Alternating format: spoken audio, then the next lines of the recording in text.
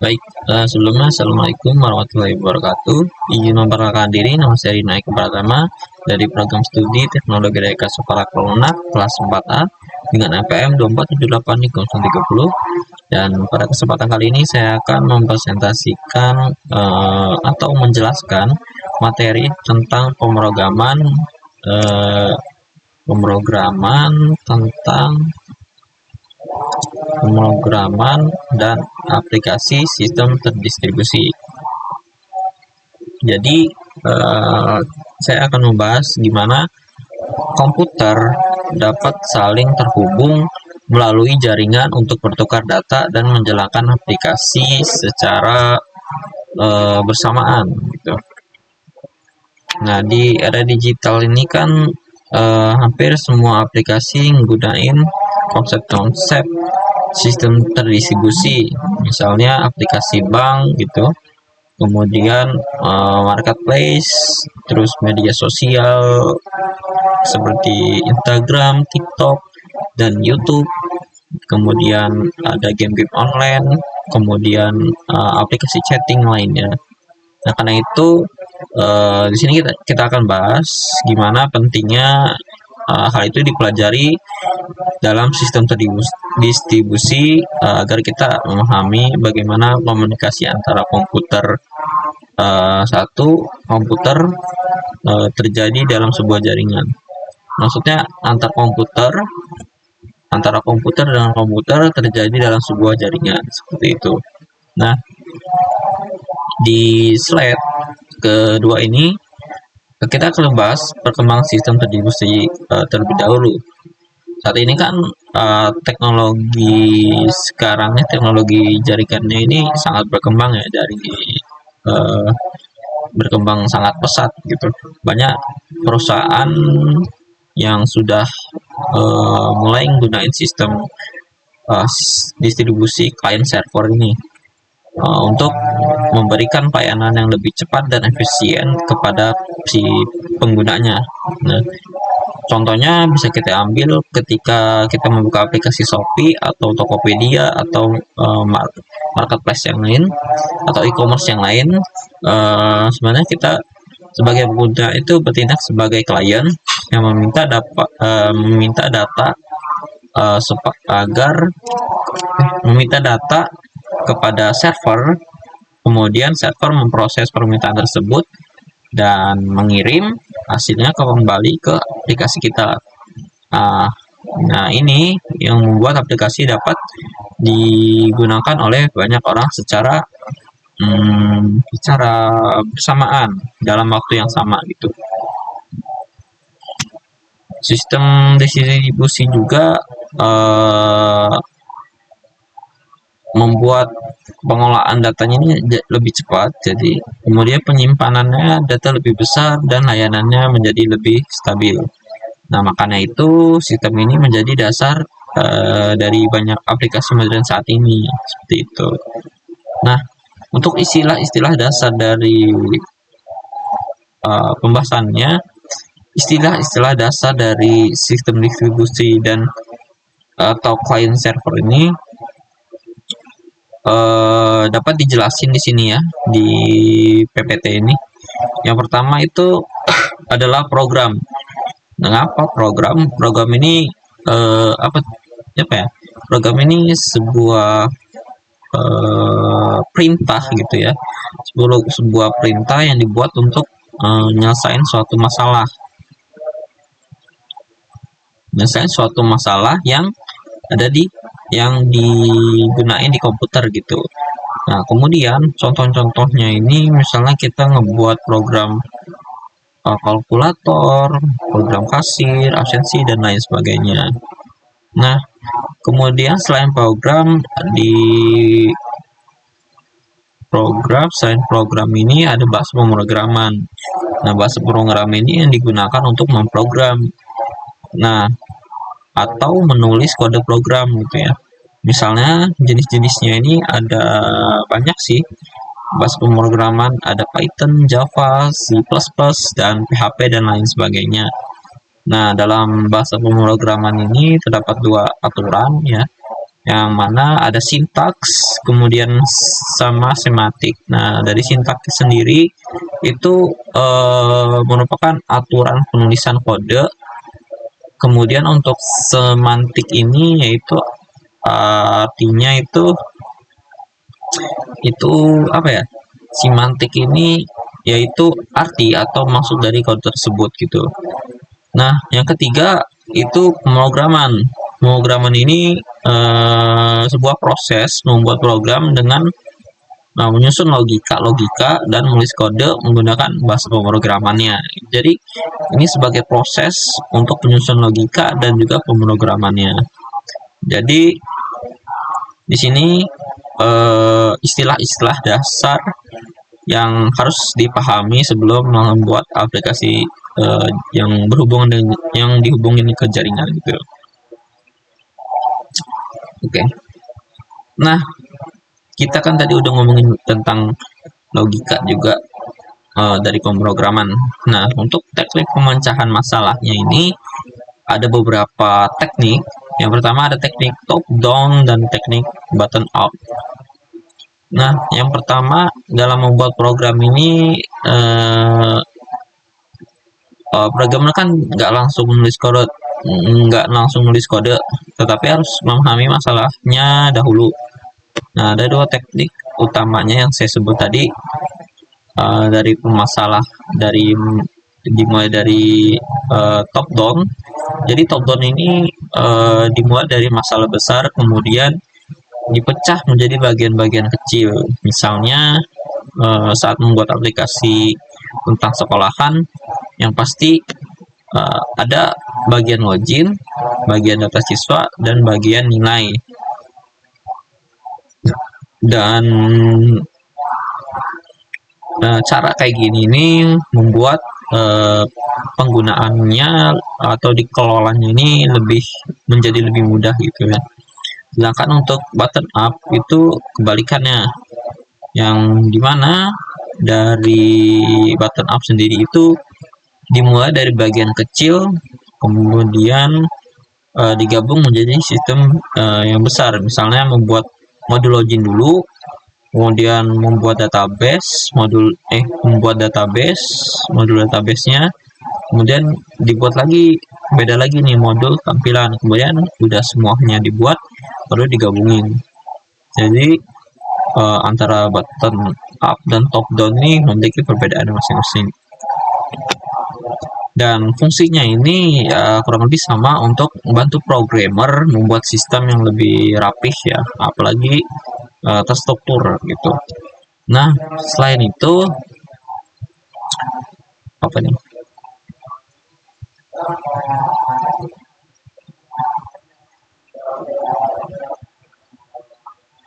Sebentar, kalau tidak salah ada gambar ini deh, teknik.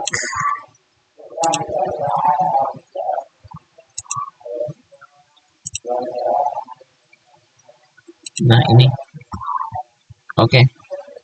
Di sini setelah kita membahas tentang teknik pemecahan masalah, ini ada diagram ya,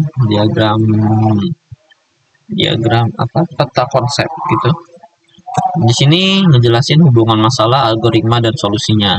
Yang pertama di sini ngebahas tentang identifikasi mengenali masalah. Jadi programmer ini harus mengetahui masalah apa yang ingin diselesaikan. Setelah itu dilakukan analisis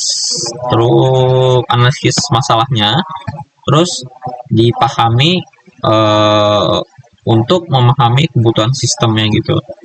Nah, setelah itu dibuatlah algoritma atau langkah-langkah logisnya ini untuk menyelesaikan masalah tersebut. Contohnya jika ingin membuat program login, maka algoritmanya yang pasti user memasukkan username dan password, kemudian sistem memeriksa data, dan jika benar atau salah ya, jika benar maka loginnya berhasil, kalau salah ya maka muncul pesan error atau tidak berhasil login. Nah, setelah algoritma ini dibuat, sistem menerima input, melakukan proses, dan menghasilkan output. Terakhir yang pasti dilakukan namanya verifikasi. Nah, verifikasi ini atau pengecekan. Nah, verifikasi ini apakah sudah sesuai atau belum, tugasnya menyesuaikan atau melakukan pengecekan gitu. Nah, jadi di bagan atau diagram tata konsep ini membahas tentang bahwa pemrogramannya ini bukan hanya mengetik kode, tetapi juga membuat logika dan analisis masalah kemudian solusinya. Nah, oke, kita bisa lanjut ke selanjutnya. Tadi ya. Nah, setelah kita udah memahami masalah, analisis, kemudian solusi, kemudian bahas pemrograman, kita masuk ke teknik pemrogramannya. Adapun teknik yang dibahas kali ini ada dua teknik ya pemrogramannya. Yang pertama pemrograman terstruktur. Jadi pemrograman terstruktur ini metode penulisan program yang dibuat secara terstruktur atau sistematis dan bahasa gampang atau urut lah, menggunakan urutan cabangan, terus perulangan atau looping gitu. Nah, contohnya ini apa ya? Kalau percabangan itu jika kita punya nilai lebih dari 75 itu dinyatakan lulus. Jika kurang maka tidak lulus. Itu bisa dilakukan metode percabangan. Kemudian kalau perulangan kan bisa gunain angka yang kegunaannya ini atau di kebutuhannya ini untuk menggunakan proses tertentu. Jadi, adapun tujuan dari pemrograman terstruktur ini tuh supaya lebih mudah dibaca, mudah diperbaiki, dan mengurangi kesalahan yang mestinya. Nah, selanjutnya yang kedua ada pemrograman modular. Di pemrograman modular ini membagi program besar menjadi modul-modul kecil. Nah, contohnya seperti tadi. Contohnya membuat modul login sendiri, membuat modul pembayaran sendiri, membuat modul laporan sendiri. Nah, keuntungannya ya sama, pasti rapih, kemudian bisa dikembangkan dari modul-modulnya sendiri tadi, bisa dikembangin sendiri, dan yang pasti mempermudah kerja tim. Biasanya kerja tim ini gunain modul-modul sendiri gitu. Oke, kita bahas langsung ke OPP atau orientasi objek. Nah, jadi dalam slide atau halaman ini membahas tentang Object Oriented Programming atau OOP. Nah, OOP ini apa? OOP ini metode pemrograman yang gunain objek sebagai dasarnya, dasar pembuatan programnya. Nah, objek ini kita ibaratkan seperti benda lah. Memang benda sih. Benda di dunia nyata yang pastinya memiliki data dan ya memiliki data dan perilaku mungkin. Nah, contohnya objek yang memiliki data ini kan mobil ya. Mobil pasti ada warna, ada merek, dan tahun. Untuk perilaku atau interaksinya bisa berjalan, mengerem, dan menyalakan lampu. Nah, dengan object oriented ini atau OOP ini program bisa menjadi lebih rapi dan mudah digunakan kembali nantinya. Nah, OOP juga banyak digunain sih dalam pengembangan aplikasi modern sekarang. Itu. Nah, untuk sebenarnya untuk OOP-nya ada 4 pilar utama ya untuk yang bisa kita bahas di sini. Yang pertama itu ada encapsulation, di mana encapsulation itu berarti dia fungsinya menyembunyikan data apa nih? Data penting agar tidak apa ya? agar tidak dapat diakses sembarangan dari luar program gitu. Contohnya password password password password pengguna disimpan dengan aman pastinya. Yang kedua adalah inheritance atau pewarisan, ya dimana si inheritance ini kelas anak ini kelas atau kelas anak yang dapat mewarisi sifat dari kelas induknya. Nah, di sini kan inheritance adalah prinsip di mana sebuah kelas bisa mewarisi atribut dan metode dari kelas lain. Kelas yang mewarisi disebut kelas anak, sedangkan kelas yang diwarisi disebut kelas induk. Jadi di mana kelas anak ini dapat mewarisi sifat dari kelas induknya. Contohnya kelas kendaraan memiliki sifat berjalan, terus mobil dan motor dapat mewarisi sifat yang sama tersebut karena ya sifatnya berjalan, kan mobil sama motor sama. Jadi dia mewarisi kelas dari induknya. Nah, yang ketiga adalah polymorphism. Ya, dimana penggunaannya ini untuk menghasilkan perilaku yang berbeda tergantung objeknya. Ya, di sini tertulis ya, kemampuan objek untuk merespon itu yang sama dengan. Jadi untuk dari polymorphism ini fungsinya ini menghasilkan perilaku yang berbeda tergantung objeknya. Dan yang terakhir ada abstract atau abstraction atau abstraksi, yang dimana dapat disimpulkan kalau abstraction ini fungsinya itu menyederhanakan sistem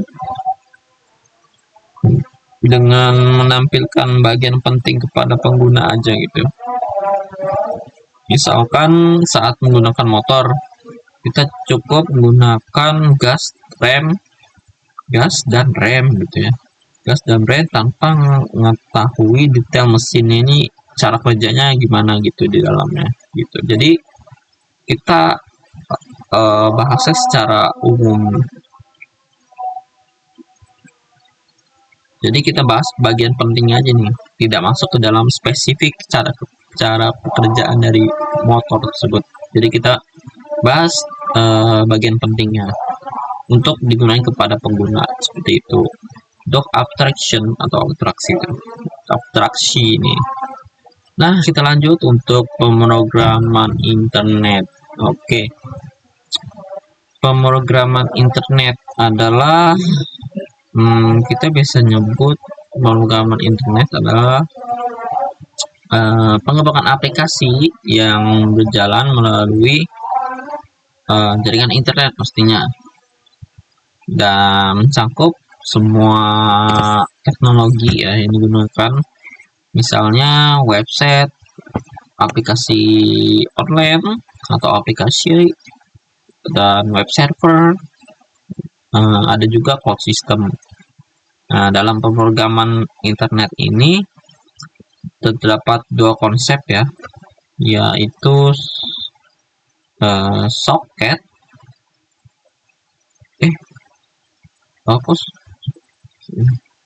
dua konsep sih, salah. Terdapat sini satu ini ya, ini dibahas.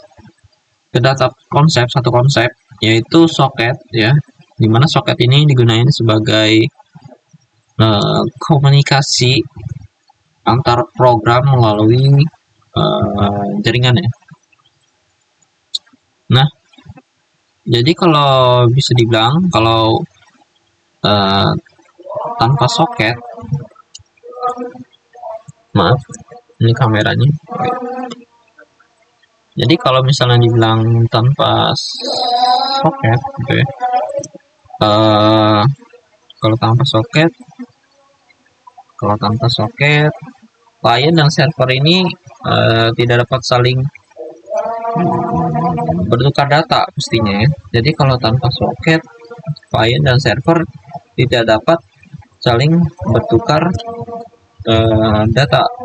Kalau menggunakan soket, sudah pasti media komunikasinya baik antara program melalui jaringan.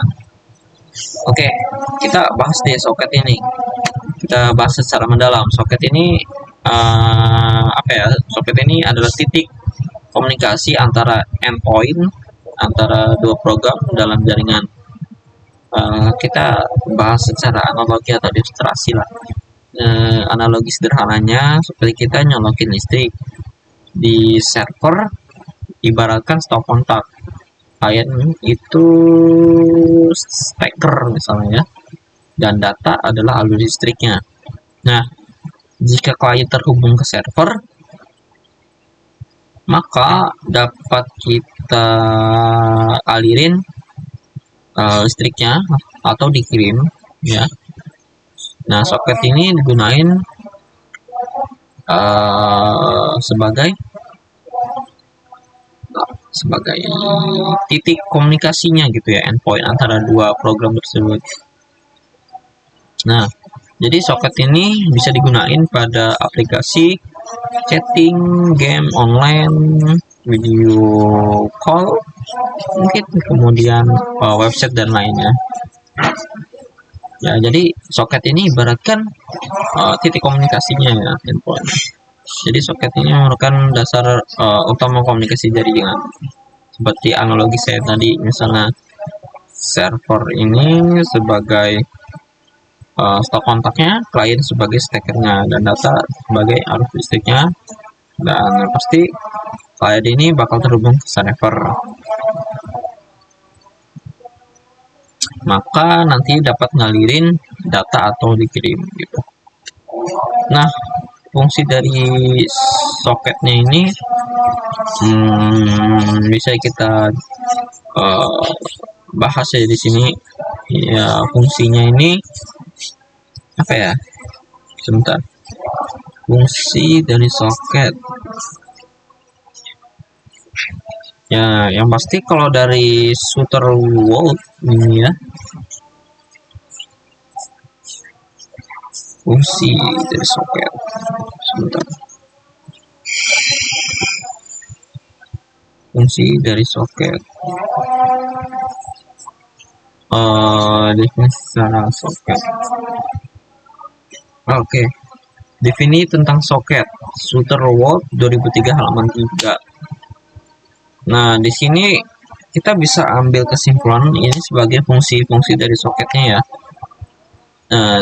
Yang pertama itu pastinya komunikasi antara prosesnya. Jadi dia mengizinkan suatu proses untuk berkomunikasi dengan satu dengan yang lainnya. Dan yang kedua, dia fungsinya untuk mengirim data. Yang ketiga, menerima data. Dan juga yang terakhir bisa sebagai komunikasi dua arah antara klien dan server. Soket juga dapat digunakan dalam satu komputer ya, maupun antar komputer melalui internet gitu. Jadi teknologi soket ini di sini tertulis pertama kali dikembangkan pada Berkeley Unix Distribution. Kelihatan nggak di kamera? Semoga kelihatannya. Ininya tulisan ini PPT-nya kelihatan. Dibentuk tahun 1980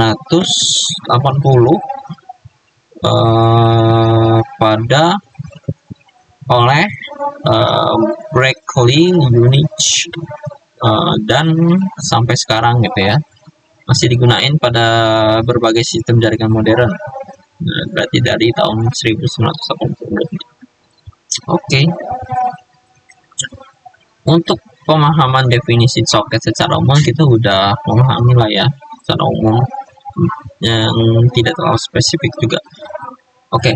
Untuk cara kerja klien server ini kita akan bahas di sini. Untuk cara kerjanya dimulai saat klien mengirim permintaan ke server, terus gunain alamat IP dan port tertentu gitu ya. Server juga kemudian menerima permintaan tersebut dan memproses data yang diminta.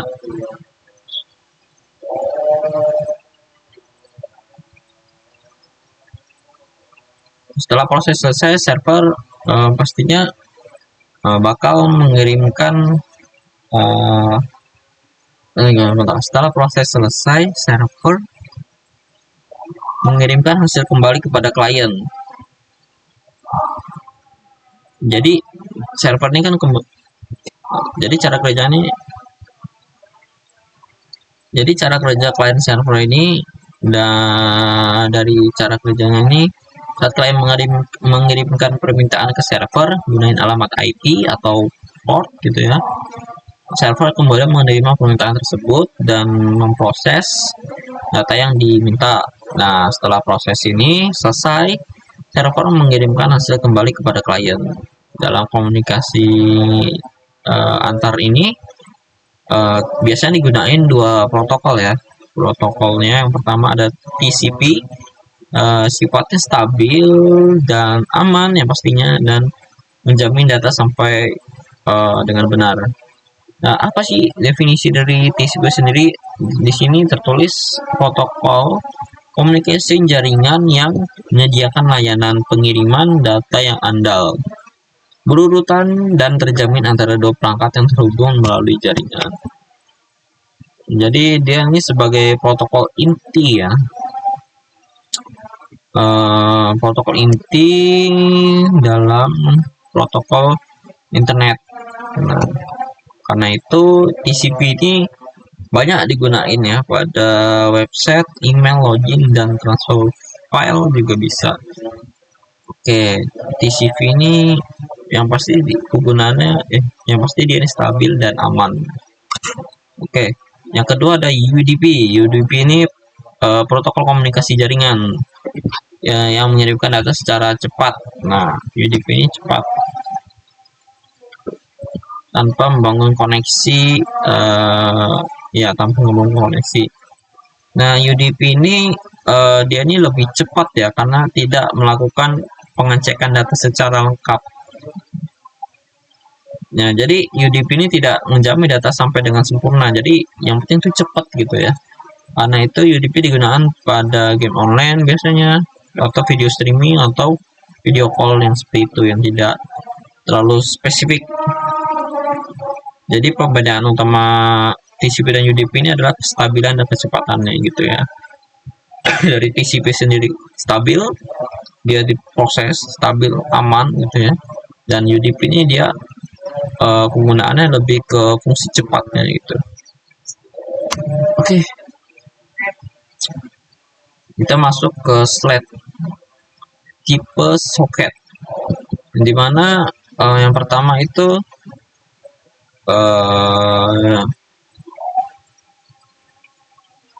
di sini ngejelasin tipe soket ini fungsinya menentukan cara data dikirim dan karakteristik komunikasi yang terjadi antara klien dan server. Jadi di sini ngejelasin tipe-tipe soket nih. Yang pertama ada Unix Domain Socket. Nah, soket ini digunain buat apa ya? Buat untuk komunikasi antar proses gitu ya. Digunakan untuk komunikasi antar proses dalam suatu komputer tanpa internet. Nah, yang kedua ada domain internet. Di sini soket ini digunakan untuk komunikasi antara komputer melalui jaringan internet. Nah, kalau untuk pemilihan soket juga itu tergantung dari kebutuhan aplikasi yang dibuat ya. Mau kayak mana? Sesuaikan tipe soketnya juga. Nah, kita kan ada dua macam nih soket. Ada soket stream dan datagram soket. Nah, ini merupakan dua jenis soket ya ada soket stream dan datagram soket ini. Jadi yang pertama untuk stream soket ini gunaannya apa ya? Stream soket ini gunanya buat komunikasi terus menerus gitu ya, dari biasanya memakai TCP. Jadi komunikasi terus menerus dan biasanya memakai TCP kenapa? Karena stream socket ini cocok digunakan untuk website dan aplikasi gitu. Sedangkan datagram socket ini gunain pengiriman pesan dan biasanya pengiriman per pesan dan biasanya memakai UDP kecepatan karena lebih cepat. Datagram socket ini cocok digunakan buat game online, streaming dan video call gitu, yang kebutuhannya itu yang kecepatan gitu ya.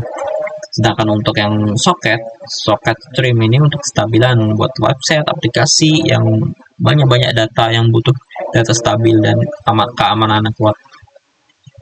Oke, untuk dua jenis ini mungkin cukup jelas untuk saya jelaskan kurang lebih secara umumnya lah ya.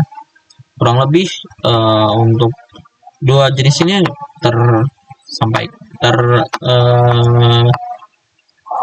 apa ya, sudah lumayan jelas lah ya.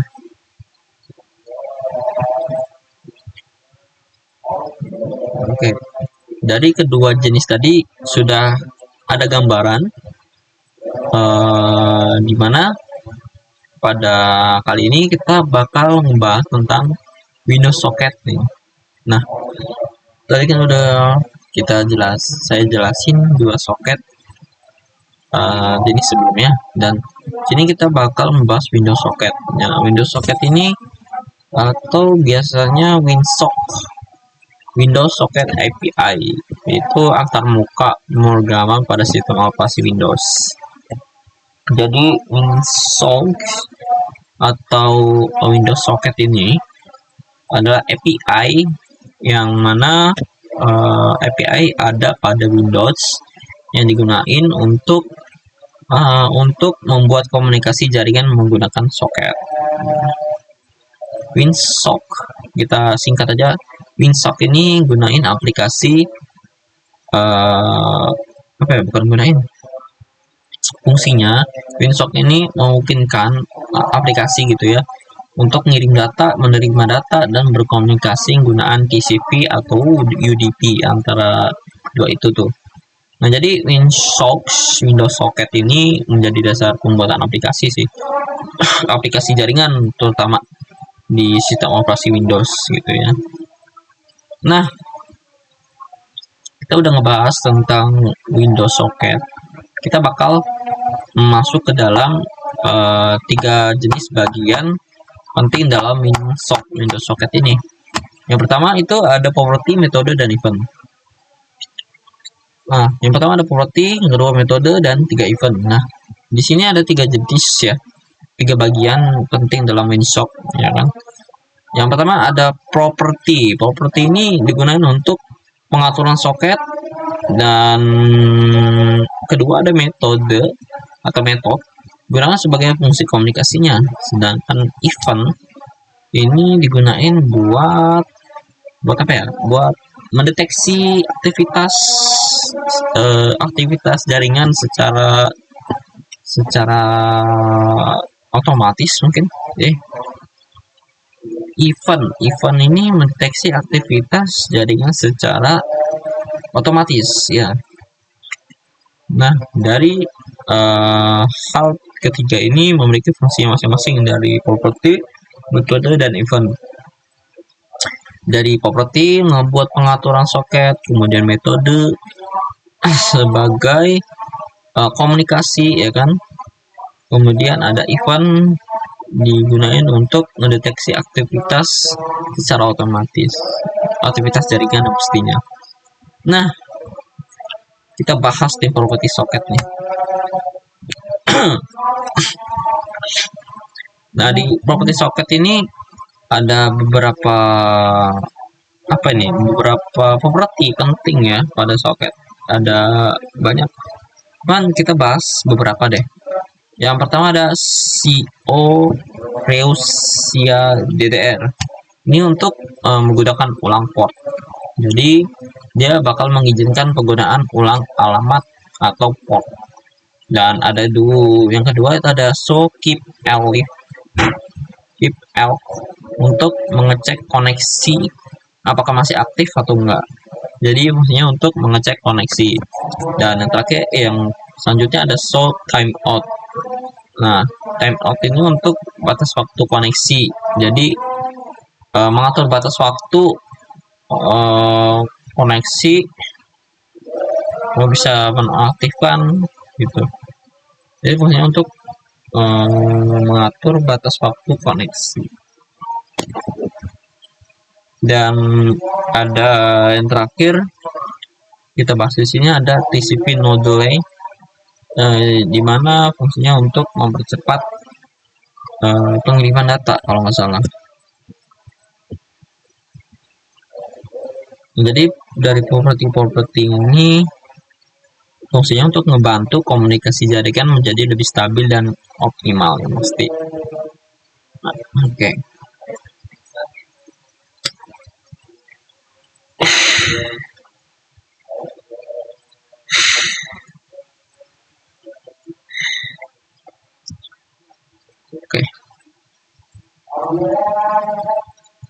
Oke.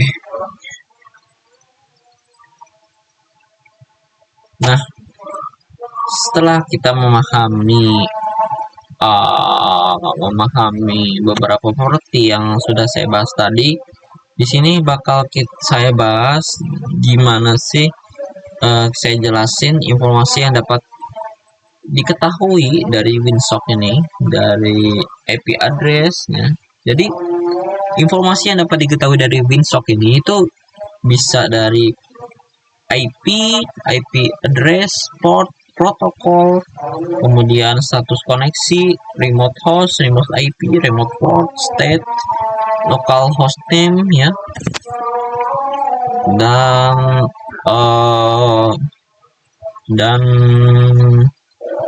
status koneksi dan state dan terakhir. Kemudian fungsinya ya pasti ini membantu programmer memantau komunikasi antara klien dan server. Dari yang saya sebutin tadi, dari IP address, port, protokol, dan sampai status koneksi gitu. Nah, kalau untuk informasi yang dapat diketahui dari Winsock ya seperti itu. Nah, jadi metode pada Winsock ini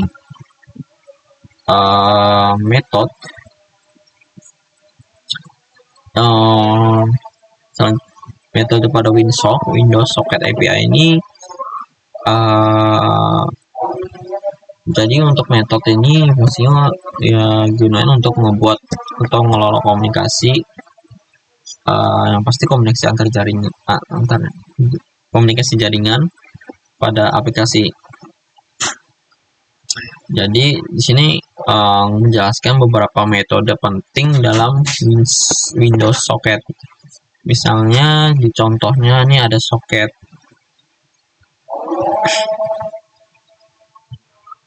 Ada bentuk socket di sini.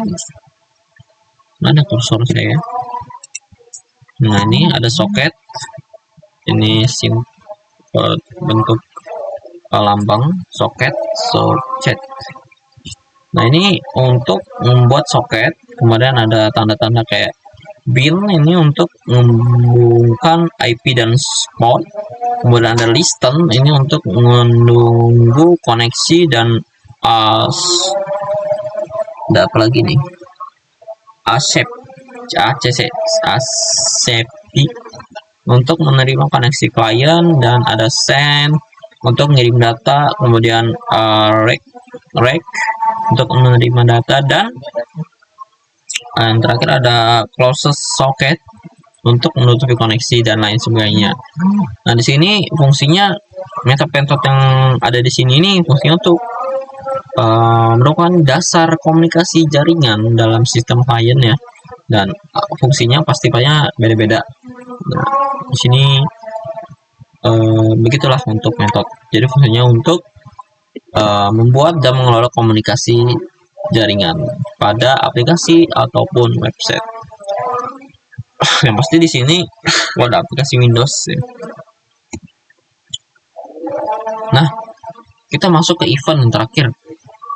Event ini digunain agar program dapat merespon aktivitas jaringan secara otomatis kan yang kita bahas tadi. Nah, contohnya ini apa? Contohnya ini saat ada data masuk, saat klien terhubung, atau saat koneksi terputus. Nah, dengan ada event ini, program tidak perlu ngulang-ngulang gitu ya, ngecek-ngecek soket secara manual, sehingga sistem ini menjadi lebih efisien karena otomatis. Jadi pengguna tidak usah terus-menerus ngecek secara manual. Nah, dari materi ini kita bisa ngambil sih kesimpulan beberapa. Misalnya dari sistem terdistribusi kemungkinan atau bukan kemungkinan, memungkinkan komputer ini saling berkomunikasi melalui jaringan menggunakan soket dan juga protokol seperti TCP, UDP. Jadi aplikasinya dapat berjalan lebih cepat, stabil, dan digunakan oleh banyak pengguna secara bersamaan yang pastinya ya. Nah, itu mungkin beberapa kesimpulan yang dapat saya sampaikan ya, bahwa sistem terdistribusi ini pada aplikasi jaringan ini merupakan sistem yang dapat memungkinkan beberapa komputer saling terhubung, bekerja sama juga melalui jaringan untuk menjalankan suatu aplikasi atau website atau layanan secara lebih cepat gitu ya, efisien dan terorganisir.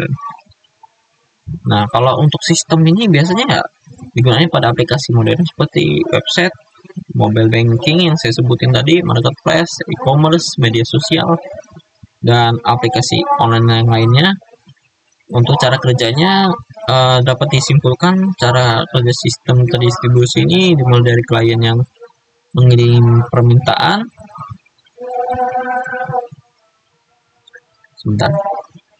Klien yang mengirim permintaan dari klien dan server mengirim datanya gitu ya. Nah, lalu memproses data dan mengirimkan hasil kembali kepada klien. Nah, dalam proses komunikasi ini digunain protokol jaringan TCP yang saya sebutin tadi, dan juga bisa gunain UDP tergantung kebutuhannya masing-masing. Jadi untuk membuat sistem jaringan, programmer harus memahami dasar-dasarnya juga, dasar-dasar pemrograman dari teknik pemecahan masalah, algoritma, serta metode serta metode pemrograman ya, seperti pemrograman terstruktur tadi, kemudian modular dan OOP juga ya, agar lebih rapi. Dan yang pasti yang harus kita ingat juga, pada sistem distribusi atau sistem operasi Windows digunain pakai Windows Socket untuk mengatur komunikasi jaringan melalui properti, metode, dan event. Nah, dengan adanya Windows Socket ini, program dapat membuat koneksi, ngirim data, dan menerima data, dan merespon aktivitas jaringan yang bisnis secara otomatis. Jadi kita bisa tahu nih gimana komputer ini dapat saling berkomunikasi dan bertukar data melalui jaringan menggunakan konsep client server ini, soket, dan protokol ya, protokol komunikasi. Jadi sehingga bisa terjadinya aplikasi atau website yang berhubungan dengan jaringan dan dapat digunakan secara luas dalam kehidupan kita sehari-hari gitu. Itu sih inti dari materi ini. Untuk kurang lebihnya saya cukupkan sih.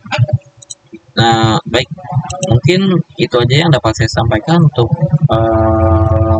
materi kali ini. Kurang lebih saya mohon maaf dan saya akhiri. Wassalamualaikum warahmatullahi wabarakatuh.